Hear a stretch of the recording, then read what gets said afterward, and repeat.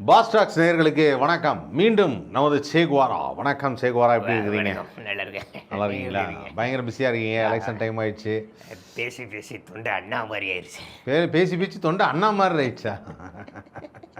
அப்போ கூட வந்து அந்த கடமையிலே இருக்கிறீங்களே, யாரை சொல்லணுமோ அவனை கரெக்டாக சொல்கிறீங்கல்ல. சரி, நல்ல விஷயம். எப்படி இருக்குது கள நிலவரம்? எப்படி இருக்குது களம்? வந்து பல தவறான முடிவுகள் தாவேக்காவினர் எலெக்ஷனுக்கு அப்புறமா எடுப்பாங்க. உங்கள் வீட்டு பக்கத்தில் தாவேக்காரங்க வேணா அது இருந்தாங்கன்னா எலெக்ஷன் அன்றைக்கி 4ஆம் தேதி ரிசல்ட் வந்ததுக்கப்புறம் டே தம்பி விஜய் தோத்துட்டாரு அப்படின்னு நீங்கள் போய் சொன்னீங்கன்னா அவங்க நம்ப மாட்டாங்க. செய்தியிலே வந்திருக்கும். அவங்க நடத்துகிற அந்த ஃபயரு அந்த மாதிரி சேனலில் கூட வரும். ராஜ்மோகனே சொல்லுவார், பெருவாரியான வாக்குகள் வித்தியாசத்தில் நாங்கள் மிகப்பெரிய தோல்வியை சந்தித்தோம்னு சொன்னப்போ கூட இல்லை நாங்கள் நம்ப மாட்டோம் அப்படின்னு இருப்பாங்க. சில பேர் நம்பினவங்க தப்பான முடிவு எடுத்துப்பாங்க. அதனால் அப்படி உடனே அந்த மாதிரி எண்ணம் வரும்போது நம்ம தரமணி படத்தில் ஒரு வசனம் வரும், ஒரு பாட்டுக்கு நடுவில், உங்களுக்கு தற்கொலை செய்து கொள்ளும் எண்ணம் வந்தால் உடனடியாக நீங்கள் தொடர்பு கொள்ள வேண்டிய எண் இந்த எண்ணுக்கு தொடர்பு கொண்டு பேசினால் அரசாங்க ஊழியர்கள் உங்கள் மனதை சாத்தப்படுத்துறதுக்காக காத்து கொண்டிருக்கின்றனர் வரும். அதை வந்து தேர்தல் ஆணையம் பண்ண வேண்டியிருக்கு. அதை பண்ணணும். ஏன்னா இல்லை சீரியஸாக தான். ஏன்னா எம்ஜிஆரோட பாணியை பின்பற்றுறாங்க. எம்ஜிஆர் வந்து உடம்பு சரியில்லாமல் ஃபாரினில் இருக்கும்போது ஹாஸ்பிட்டலில் அட்மிட் ஆயிருக்காரு. இங்கே என்ன பண்ணிக்கிட்டாங்கன்னா விரலை வெட்டிக்கிட்டாங்க, தீ குளிச்சு இறந்து போயிருக்காங்க, தூக்கு மாட்டி செத்து போயிருக்காங்க. இப்படி பல விஷயங்கள்லாம் நடந்திருக்கு தமிழ்நாட்டில் எம்ஜிஆருக்காக. அது இல்லாமல் தீகா பெரியார் கழகம்லாம் என்ன செய்யுதுன்னா மூட நம்பிக்கைக்கு எதிராக ஒரு பெரிய இயக்கம், பெரிய ஒரு விஷயங்கள்லாம் பண்ணிக்கிட்டு இருக்காங்க. எம்ஜிஆருக்கு உடம்பு சரியில்லைன்னு சொல்லிட்டு இங்கே மட்டும் சாலையோரங்களில் ஏகப்பட்ட சின்ன சின்ன கோவில்கள் உருவாயிருச்சு எம்ஜிஆருக்காக. அந்த மாதிரி மூட நம்பிக்கை கூட்டத்தை இந்த நம்ம தற்கூரியம் உருவாக்குறாரு. ஆனால் எம்ஜிஆர் கூட ஏதோ ஒரு வகையில் அவரை பாராட்டிடலாம். இந்த ஆளு என்ன செய்யறதுன்னு தெரியல. ஒருத்தர் சாக்கடையில் 3 கிலோமீட்டர் நீச்சல் அடிச்சுட்டு வந்திருக்கான், மூச்சை பிடிச்சி சாக்கடையில். அட கன்றாவி, நல்ல வேளை அந்த வெறியிலேயே வேனில் ஏறி விஜயை கட்டி பிடிக்கல. பேக்கெட்டில் ஏதாவது மஞ்சள் கலர்னு தெரிச்சிருந்து சொல்கிறேன், நினச்சி பாருங்க. 60 மஞ்சள் கலர்ல இருந்து தெரிச்சு விசில், நானும் விசில் தான் சொன்னேன், நீங்கள் ஏதாவது நினச்சிடாதீங்க. அப்படி வெறித்தனமாக சாக்கடைக்குள்ளே பூந்து வரான். நேற்று ஒரு அம்மா வந்து நின்றுட்டு தாலி சங்கிலி 6 பவுனை தொலைச்சிட்டு நிற்கிது. அது வந்து என்ன சொல்லுதுன்னா, எனக்கு தெரியும் அவங்க வேணுங்கனே எடுத்தாங்க அப்படின்னு. வேணுங்கனே தெரியும்னா நீங்கள் அங்கேருந்து நைஸாக நவுந்துட வேண்டியது தானே. வர திருட்டு பைய கூட்டம் தெரியுது, நைஸாக நவுந்துட வேண்டியது தானே. பரவாயில்லப்பா. ஆமாம், கரூர் சம்பவத்தில் நம்ம 41 பேர் உயிரிழந்திருக்கோம்ல, போயிருக்குல்ல உயிர். அன்னைக்கு மட்டும் அந்த உயிரிழப்புகள் ஏற்படலைன்னா அங்கேருந்து வேற ஒரு விஷயம் வெளியே வந்திருக்கும். ஒரு பொண்ணோட இன்டர்வியூ ஒன்று, இன்னைக்கு அந்த வீடியோ எல்லாமே இருக்குது. ரத்தம் கட்டுற அளவுக்கு அந்த பொண்ணை போட்டு அபியூஸ் பண்ணியிருக்கானுங்க. பாலியல் பல பெண்கள் பாதிக்கப்பட்டிருக்காங்க. அது எல்லாம் இன்னைக்கு வெளியே வந்து இந்த ஆளு அசிங்கமாயிருக்கும். பெண்கள் பாதுகாப்பு பற்றி வெளியே பேசிக்கிட்டு இருக்க அயோக்கிய நாய்ங்களுக்கு எல்லாருக்கும் அந்த வீடியோ வெளியே இருக்கும். ஆனால் அதுக்குள்ளே இந்த விஷயம் பெரிய பூமாயி சோசியல் மீடியாவில் இது பூமானனால அது சைலண்ட் ஆயிடுச்சு. அது பெருசாக வரலை. அதனால் களம் வந்து பார்த்தாக்கா அண்ணனுக்கு வந்து ரொம்ப சோகமான செய்தி காத்துக்கிட்டு இருக்கு. பல வேட்பாளர்கள் வந்து ஊருக்குள்ளே போகவே இல்லை. பல இடங்களில் போய் பைட்டு கேட்க. ஒரு காலேஜ் பொண்ணு வந்து 2 பொண்ணுங்க, காலேஜ் பொண்ணுங்க எங்களை சுற்றி வந்துட்டு இருந்துச்சு. நாங்கள் பப்ளிக் பைட்டு பூ விற்கிறவங்க, ஆட்டோ டிரைவரு, பொதுமக்கள் அப்படி பார்த்து எடுத்துக்கிட்டு இருக்கோம். இந்த 2 பொண்ணுங்க எங்களை பார்த்து சிரிச்சுட்டு ஓடிட்டே வந்துருச்சு. இங்கே வாமா, என்னம்மா பைட் எடுக்கிறியா? மேட்டூரில் மேச்சேரின்ற ஒரு பஸ் ஸ்டாண்டில். ஆமாம், என்னம்மா பைட்டு கொடுக்குறியா? ஆமாம் கொடுக்குறேன்னுச்சு. சரி வா, எப்படியும் டிவிக்கேன்னு சொல்ல போகிறேன், இங்கே வா அப்படின்ட்டு. என்னம்மா சொல்லுமா? பாலிடெக்னிக் படிக்குது, 10th முடிச்சுட்டு பாலிடெக்னிக். அப்போ ஓட்டர் ஐடி இல்லை, 17 வயசு. யாருக்குமா ஓட்டு போடுவேன்? டிவிக்கே அப்படின்ச்சு. வேட்பாளர் பேர் என்ன தெரியாதே. சரி ஓட்டு போட்டுரு. ஆமாம், சின்ன ஞாபகம் இருக்கும்ல. ஓட்டர் ஐடி இருக்கா அப்படின்னு கேட்டேன். இல்லைண்ணா, அடுத்த வருஷம் தானே அப்ளை பண்ண போகிறோம், அடுத்த வருஷம் போட்டுருவேண்ணா. வருஷம் எலெக்ஷன் நடக்குதாரா? சரி, அந்த வீடியோ போட்டிருக்கேன் எங்கள் சேனலில். இன்னொரு பையனை போயிட்டு இவன் எப்படி டிவிக்குன்னு தான் சொல்லுவான், பரவாயில்லவா கேட்போம் என்னதான் சொல்கிறான்ட்டு நாங்கள் போயிட்டு அவன்கிட்ட கேட்டோம். தம்பி யாருக்கு ஓட்டு போடுவேன் அப்படின்னா டிவிக்கு. இப்போ அடுத்த கேள்வி பாரு, வேட்பாளர் யார் அப்படின்னோடனே சர்ச் பண்ணான். டெக்னாலஜியாக வளர்ந்துருக்கான்னு நான் நினச்சி பெருமைப்பட்டேன். கடைசியில் பார்த்தா வேட்பாளர் யாருங்கிறது எதில் சர்ச் பண்ணுறான்னா ஃபேஸ்புக்கில் சர்ச் பண்ணான். ஃபேஸ்புக்லையா? சரி, எனக்கு புரிய புரியல. ஏன்டா வேட்பாளர்னா தொகுதி பேர் மாற்றிக்கிட்டு மாற்றிருப்பாங்களா ஐடி பேரை? தம்பி என்னடா பண்ணிருக்க, வேட்பாளர் சர்ச் பண்ணிக்கிட்டு இருக்கேண்ணே. எப்படா சர்ச் பண்ணுற?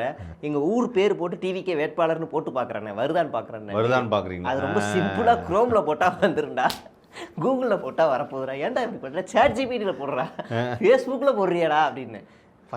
வந்துருண்ணே. சரிடா நீ இப்போ யாருக்கு ஓட்டு போடுவ அப்படின்னு. ஆனால் எனக்கு வயசு வந்து 22 ஆயிடுச்சுண்ணே. சூப்பர்ரா அப்படின்னு. ஓட்டு போடுற வயசு தான். ஓட்டு போடுற வயசு தானே. அப்போ போன வாட்டி போட்டேனே, ஆனால் இந்த வாட்டி என் பேர் இல்லைண்ணே எஸ்ஏஆரில் அப்படின்னு. போன வாட்டி எப்படி போட்டிருப்பான்? அதான் எஸ்ஏஆரில் போன வாட்டி போட்டவங்களுக்கு தான் பாதி பேர் இந்த வாட்டி இல்லைங்க. 22 வயசுனா 4 வயசுக்கு முன்னாடினா கூட 18 வயசு 5 நாடாளுமன்றத்துக்கு போட்டிருப்பான்ல. ஓ எம்பிக்கு போட்டிருப்பான். ஓ எம்பி அதுக்கு போட்டாப்ல. அப்போ பல இடங்களுக்கு போகும்போது திமுக ஓட்டு திமுக இருக்கு, அது ரொம்ப ஐடியாலஜிக்கலாக இருக்குது. அதிமுக ஓட்டு நாம் தமிழர் கட்சி ஓட்டு, இது எல்லாமே கண்ணாம்பின்னான்னு சேருது.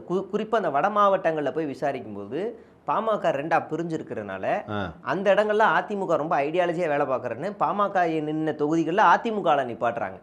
இப்போ அவங்க என்ன ஆகிடுறாங்கன்னா, மனதளவில் உடஞ்சி போய் நம்ம பார்த்து வளர்ந்த கட்சி, நம்ம கோட்டையாக இருக்குது, இவங்களுக்கு ஏன் ஓட்டு போடணும், நம்ம இந்த வாட்டி மாற்றுக்கு போடலாம் அப்படின்னு ஒரு சிலர் வந்து திமுகவையும் ஒரு சிலர் தாவேகாவையும் தேர்வு செய்கிறாங்க பாமக கட்சிக்காரவங்க. அதே மேட்டூரோட பப்ளிக் வெயிட்டில் என்னோட வீடியோவில் போய் பார்த்தீங்கன்னா, அவங்க ஒரு வயசான தாத்தா வந்து உட்காந்துருப்பார். நான் படையாச்சி தான், ஆனால் நான் திமுக ஓட்டு போடுவேன் அப்படின்னு ஓப்பனாக சொல்லுவார். அப்புறம் இன்னொருத்தர் சொல்லுவார், நான் வந்து வன்னியர் தான், நான் திமுகவுக்கு தான் இந்த வாட்டி. அப்போ போன வாட்டி பாமகவுக்கு தான் போட்டேன், இந்த வாட்டி நான் போடலை, ஏன்னா அவங்க பிரிஞ்சுட்டாங்கிறதுனால அந்த கோபம், நான் போட மாட்டேன் அப்படிங்கிறாரு. அப்பாவுக்கு பையன் துரோகம் பண்ணிட்டாரு, 2 பேரும் ஒன்று சேரணும், சேர்ந்தா போடுவோம் இல்லைனா போட மாட்டோம் அப்படின்னு பிளான் பண்ணி போக ஆரம்பிச்சிட்டாங்க. ரைட்டு. அப்புறம் இங்கே ஓட்டுகள் செதறுது. அப்படியே நம்ம மதுரைக்கு போனோம். மதுரைக்கு போனால் நாம் தமிழர் கட்சி ஓட்டு முழுக்க தாவேகாவுக்குள்ள இருக்குது. முழுக்க தாவேகாவுக்குள்ள இருக்குது. அப்போ திமுக ஓட்டு எங்கே இருக்குன்னு கேட்டால் திமுகட்டே இருக்குது. அதிமுக ஓட்டெல்லாம் எங்கே இருக்குன்னு பார்த்தா திமுகவுக்கு வருது. ஏன்னா அதிமுக காரவங்க மேலே அதிமுகவோட ஓட்டாங்க எப்படி பிரியுதுன்னா, 1 தாவேகா, 2வது சசிகலா பிரிக்கிறாங்க, 3வது டிடிவி தினகரனோட ஆளுங்க எல்லாம் கோபமாக இருக்காங்க அவர் மேலே. நீ எப்படி போய் இங்கே போய் சேரலாம், ஏன் சேர்ந்த, எப்படி சேரலாம் அப்படின்னு கோபமாக இருக்காங்க. எடப்பாடி பழனிசாமி ஆளுங்கள்லாம் என்ன செய்கிறாங்கன்னா, அவங்களுக்கு விருப்பமான வேட்பாளரை எங்கள் பல இடங்களில் நிப்பாட்டலை, பாஜக கூட கூட்டணி, அது ஒரு கோபம். இப்படி பல கோபங்கள் இருக்கிறனால இவங்களும் கொஞ்சம் அதிருப்தியில் இருக்காங்க. டிடிவி தினகரனோட ஓட்டு, இவருடைய ஓட்டு எல்லாமே அப்படியே தாவேகா திமுகன்னு அப்படியே கண்ணாம்பின்னான்னு சிதறுது. ஓகே, ஸோ எல்லாம் செதறி போய் கிடக்க. ஆமாம், இது மதுரையில் இதே ரிசல்ட்டு தான், புதுக்கோட்டையில் இதே ரிசல்ட்டு தான். வேறு எங்கே போனோம்? மதுரையிலே 3 தொகுதி பார்த்துட்டோம், சேலம் பார்த்தோம், திருச்சிலையும் அதே நிலைமை தான். திருச்சி கிழக்கு என்ன நிலைமையில் இருக்கு? திருச்சி கிழக்குலாம் வந்து நம்ம எப்படி சொல்கிறதுனா, இந்தியாவிலேயே தேர்தல் பிரச்சாரத்துக்கு ஒரு ஆள் காலையில் 10 மணிக்கு தூங்கி எந்திரிச்சு பல்லு விளக்கிட்டு நல்லா ஓட்ஸ் எல்லாம் சாப்பிட்டு கெலாக்ஸு சாப்பிட்டு 11 மணிக்கு ஃப்ளைட் ஏறி 2 மணிக்கு ஸ்பாட்ல இறங்கி 3 மணிக்கு பிரச்சாரத்தை ஆரம்பிச்சு 5 மணிக்கு முடிச்சு 5 மணிக்கு திரும்ப ஃப்ளைட் ஏறி 6 மணிக்கு வீட்டுக்கு வந்து தூங்குற ஒரு ஆளை யாராவது பார்த்துருக்கீங்களா? இருக்காரு. யார்? அவர்தான் விஜய். அவர்தான் தாவேகா. எனக்கு சீரியஸாவே இவங்களுக்கு யாரா எழுதி கொடுக்குறான்னு எவ்வளவு பெரிய மைனஸ் பாருங்க. நீங்க உதயநிதியோ இல்ல எடப்பாடி பழனிசாமியோ சீமானோ யாரா வேணா இருக்கட்டும், காலையில் இங்கே சென்னையிலேருந்து கிளம்புனாங்கன்னா இன்றைக்கி அப்படியே கோயம்புத்தூர் போகிறாங்கன்னா, அந்த கோயம்புத்தூரில் இருக்க அமைச்சரோ எம்எல்ஏவோ இல்லை மாவட்ட செயலாளரோ யாரோ ஒருத்தர் தங்கறதுக்கு ஏற்பாடு பண்ணுவாங்க. அங்கே இருக்க ஒரு பெரிய ஹோட்டலோ இல்லை யாரோட வீடோ கெஸ்ட் ஹவுஸோ அங்கே போய் தங்கிடுவாங்க. யாராக இருந்தாலும் சரி, தங்கிட்டு காலையில் அங்கேருந்து கேம்பெயினை ஸ்டார்ட் பண்ணுவாங்க. அப்படியே மதுரைக்கு திருச்சிக்கு அப்படியே ஓடுவாங்க. அப்புறம் அங்கே ஸ்டே பண்ணுவாங்க. இப்படி வீட்டுக்கே வரமாட்டாங்க. இந்த 15-20 நாள் வீட்டுக்கு என்னைக்காச்சும் ஒரு நாள் வரலாம், மறுபடியும் வந்துட்டு அடுத்த நாள் வேற ஒரு இடத்துல ஸ்டார்ட் பண்ணி மறுபடியும் ஸ்டே பண்ணி தான் ஓடுவாங்க. நம்ம ஆள் மட்டும்தான் இருக்கிறதுலே வித்தியாசம். காலையில் ஃப்ளைட்டு பிடிச்சி போய் பிரச்சாரம் பண்ணிட்டு மறுபடியும் ஃப்ளைட்டு பிடிச்சி போய் வீட்டுக்கு வந்து விளக்கேற்றுறாப்புல. வீடை இருட்டாக விடக்கூடாதுல்ல, சாயங்காலம் லைட் 6 மணி ஆச்சு. அந்த மாதிரி ஒரு பிரச்சாரத்தை என் வாழ்க்கையில் அது ஒரு நாள் விட்டு ஒரு நாள் அப்படி தான் கேம்பெயினை. அவருக்கு வெளியில் தங்குறது அலர்ஜியாக இருக்கு, அதனாலதான் தனியாக வேற தங்கணும். கரெக்ட் தான், வெயில் தனியாக தங்கணும். புஷியானது வேற கூட இருப்பா, கையெல்லாம் வேற பிளாக் ஆகி டேர்ன் ஆயிடுச்சு. எடுத்து கொஞ்சம் அந்த வெயிலெல்லாம் நிற்கிறது, வேன் மேலே ஏறி நிற்கிறதெல்லாம் கொஞ்சம் கஷ்டம். அப்புறம் கையெல்லாம் எடுத்து விட்டாப்புல டேர்ன் ஆகுதுன்னு. ஆமா, ஏன்னா டீ டர்ன் போட்டு கரெக்ட். ஏன்னா இதுக்கு முன்னாடி வரைக்கும் ஆஃப் ஸ்லாக்ல இருந்தவர் ஃபுல் ஸ்லீவ் வந்துட்டார். சன்ஸ்கிரீன் 50++ வாங்கிட்டாப்புல. வாங்கிட்டு டீ டர்ன்லாம் போட்டு ஒரு நாள் ரெடி ஆகிட்டு திரும்ப மறுபடியும் ஹேர் ஸ்பாலாம் போட்டு ரெடி ஆகிட்டு மறுநாள் பிரச்சாரத்துக்கு போக வேண்டியிருக்கு. அதெல்லாம் பண்ணணும்ல. இதில் கொடுமை என்னன்னா 3 நாள் எனக்கு தெரிஞ்ச அந்த வட மாவட்டங்கள் அந்த சைடு தான் போகிறாப்புல ஆள். எனக்கு தெரிஞ்ச அந்த டீ டர்ன் பண்ணும்போது அந்த என்ன சொல்கிறது, அந்த பார்லர்லேருந்து வந்தவங்கள திட்டிகிட்டே இருப்பார்ல, இவ்வளோ சீக்கிரம் பண்ணுங்க அப்படி இல்லை. ஆமாம், இந்த திருச்சி ஏர்போர்ட் வந்து தான் அங்கேருந்து தான் போகிறார் ஆள். எங்கே இந்த இதுக்கெல்லாம் கூட காரைக்குடி எல்லாத்துக்குமே. காரைக்குடியில் ரோட் ஷோ முடிச்சுட்டு திருச்சியில் வந்து ஏர்போர்ட்டில் ஏறி தான் வீட்டுக்கு வராப்புல. திருச்சி ஏர்போர்ட் எங்கே இருக்குது அப்படின்னா விஜய் நிற்கிற தொகுதியில் தான் இருக்குது, திருச்சி கிழக்கு. இந்த கிழக்குலேருந்து அப்படியே ஆப்போசிட்டில் பார்த்தா KK நகர்னு ஒரு ஏரியா இருக்குது. அந்த ஏரியாவில் 50,000 ஓட்டு இருக்குது. காரைக்குடி வரைக்கும் வந்து நின்று பிரச்சாரம் பண்ணி இதெல்லாம் பண்ணியே ஒரு மணி நேரம் திருச்சி கிழக்கில் பண்ணலாம். அது அப்போ இவர் திருச்சி கிழக்கில் ஃப்ளைட் ஏறும்போது டைம் எத்தனை தெரியுமா? வெறும் 4 மணி. 4 மணி கூட இல்லைங்க, நான் ரொம்ப அதிகமாக சொல்கிறேன். எனக்கு தெரிஞ்சு 3 தான் இருக்கும். நான் அப்போ அங்கே தான் இருந்தேன். அப்போ திருச்சி கிழக்கில் இவர் பிரச்சாரம் பண்ணுறதே இல்லையா? பண்ணவே இல்லை. வேட்புமனு தாக்கல் பண்ணதோட சரி, இது வரைக்கும் பெரம்பூர்லையும் பண்ணல. கடைசி செகண்ட்ல வந்து பண்ணுவாப்ல. ஆமா, 21ஆம் தேதி திருச்சி கிழக்குல தான் பிரச்சாரம். ஆமா, ஏன்னா அப்பதான் கரெக்டா ஞாபகம் இருக்கும், தான் தொகுதி இல்ல. ஆமா, அந்த தொகுதியில என்ன அவர் ஐடியாலஜி நீங்க புரிஞ்சுக்க மாட்டேங்கிறீங்க. 21ஆம் தேதி எக்ஸாக்டா தான் தொகுதியில வந்து அப்படி வந்து பண்ணிட்டு 2 டேஸ் யாரும் மறந்துடாதீங்க, காலைல எழுந்து குளிச்சு முடிச்சுட்டு எல்லாரும் டிஃபன் சாப்பிட்டுட்டு அந்த நேரம் வாக்குச்சாவடிக்கு போய் உங்க ஓட்டர் ஐடி எடுத்துக்கிட்டு அதை காமிச்சுக்கிட்டு அந்த கரெக்டா விசில் சின்னத்தை பார்த்து பச்சக் பச்சக் பச்சக் 3 வாட்டி பச்சக் பச்சக் நம்பிச்சா அது கள்ள ஓட்டாயிரும். அவர் அந்த பஞ்சா இருக்குங்கிறதுக்காக அப்படி சொல்றாரு. அவங்களும் அதே மாதிரி இல்லை.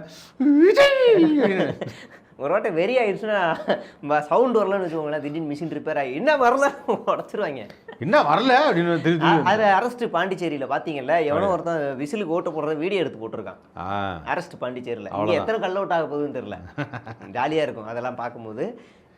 இது திருச்சி கிழக்குல KK நகரில் 50,000 ஓட்டு இருக்கு.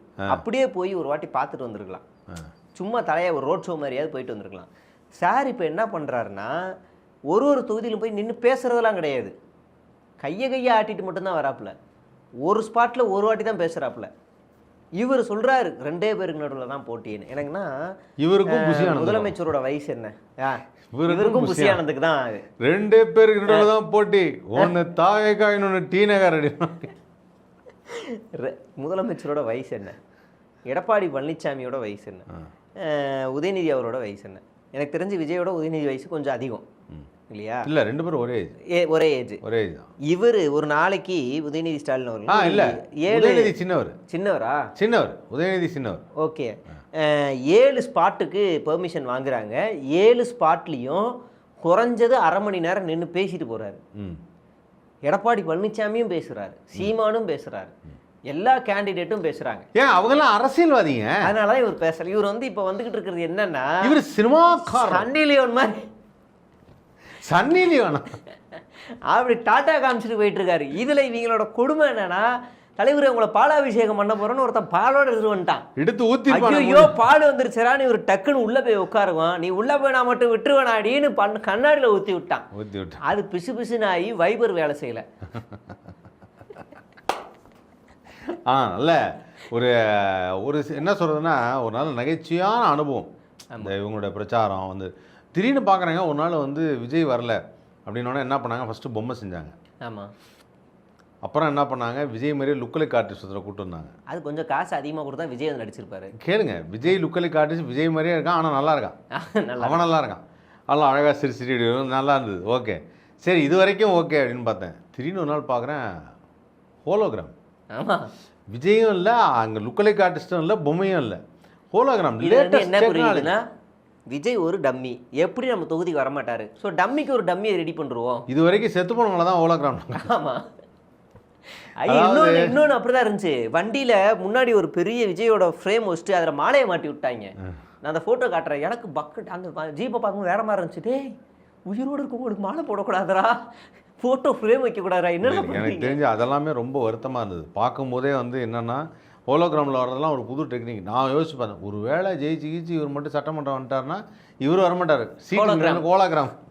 சட்டமன்றத்தில் புரட்சி ரெண்டு பேர் ஜெயிப்பாங்கன்னு வச்சுக்கோங்களேன். புஷி ஆனந்தும் விஜயும் ஜெயிப்பாரு. சும்மா ஒரு கற்பனைக்காக ஃபீல் பண்ணிடாதீங்க. நீங்க கற்பனைக்கு கூட சொல்லாதீங்க. சரி, எதுக்கு புஷி ஆனந்த் ஒரு இரண்டாம் உலகம் அப்படின்னு நினைச்சுக்கோங்க. நீங்க புஷி ஆனந்த் நாங்க அதே தொகுதியில தான் இருக்கிறோம். வேற யாரு ஜெயிப்பாங்க? வேற யாரோ ஒரு ஆளு ஜெயிச்சிட்டாருன்னு வச்சுக்கோங்க கட்சியில. விஜயும் அவரும் சட்டமன்றத்துக்கு போறாங்கன்னா ராஜ்மோகனா எழும்பூர் தொகுதியில் ராஜ்மோகன் வணக்கம். ராஜ்மோகன் தோத்ததுக்கு அப்புறம் தமிழன் பிரசன்னாக்கு சூனி வச்சிருவாரு. அதாவது போனதுக்கு அப்புறம் அங்க அப்பாவுன்னு ஒருத்தர் உட்காந்துருப்பாரு சட்டமன்றத்துல. அவர் இப்படி உட்காந்து இப்படி பார்த்துக்கே இருப்பார். அவர் லுக்கே இப்படிதான் இருக்கும். சொல்லுங்க என்ன சொல்லுங்க, என்ன சுருக்கமா இல்லை கேள்வியை மட்டும் சொல்லுங்க. கேள்வி உங்கள் பிரச்சனை இல்லை, வரலாறுலாம் தேவையில்லை, கேள்வியை மட்டும் சொல்லுங்க. அவருன்னு பக்கத்தில் ஒரு ஆள் சொல்லுவார், சார் அவர் 200 கோடியை விட்டுட்டு வந்திருக்கார் சார், கொஞ்சம் பேச விடுங்க. அவை குரூப்பில் நீக்கப்படுறோம், அவை காவலர்கள் அவர் தூக்கி வெளியே போடுங்க. அடுத்து வேற எதிர்கட்சி ஆளுங்கட்சி சொல்லுங்க.